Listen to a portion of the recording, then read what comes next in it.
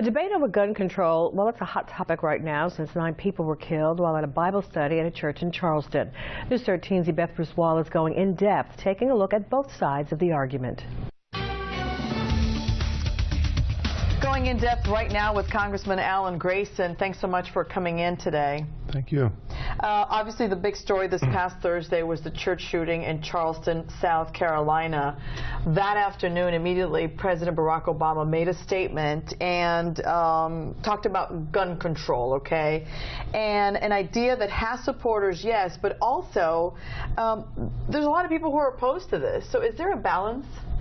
Well, I read the president's statement. The president focused on the tragedy of seeing people killed for the color of their skin, something that we thought we'd put behind us in this country, but apparently that's not the case.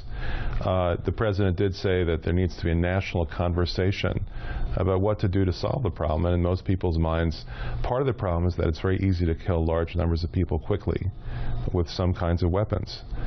There is something of a national consensus at this point that there needs to be universal background checks, but the leaders of the NRA have tried to block that successfully, even though most NRA members support universal background checks.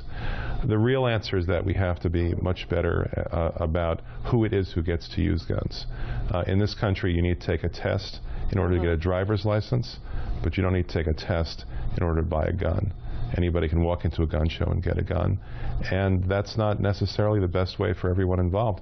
We do have a real problem in this country, 10,000 gun deaths each year, as compared to about 15 in England, as compared to 150 in Canada. Do you think that the Second Amendment is outdated? My views are pretty close to the Supreme Court's views on the Second Amendment. It is understandable that with the country being founded the way it was, that there is a need for a well-organized militia as part of our history. I do understand the words of the Second Amendment. I understand what it means.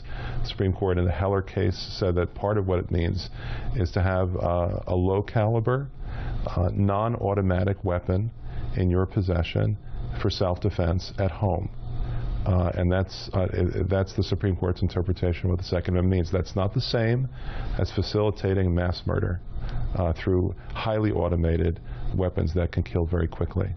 Switching gears, I want to talk to you about your vote recently against the TPA. That's the Trade Promotion Authority, also known as House Bill 1314. In a press release talking about the passage of the bill, you said this, quote, "We just ceded our ability to ensure that our trade deals actually benefit America."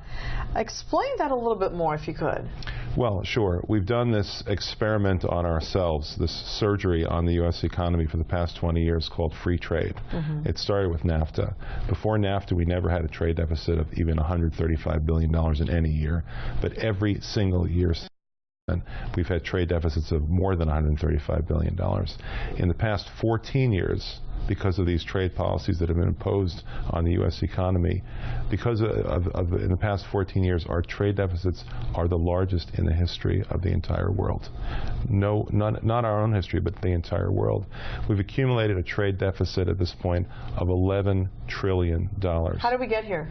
We got here because what's happening is very simple. We're buying other people's stuff. They're not buying an equal amount of our stuff.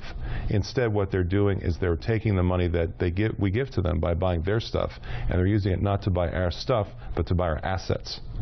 So we go deeper and deeper into debt at the same time as we lose millions of jobs, 5 million jobs since NAFTA went into effect. And that's not free trade, that's fake trade. We are the victims of a flawed economic policy called fake trade. And it's not getting better, it's getting worse. Right now our trade deficit is over $1 billion a day.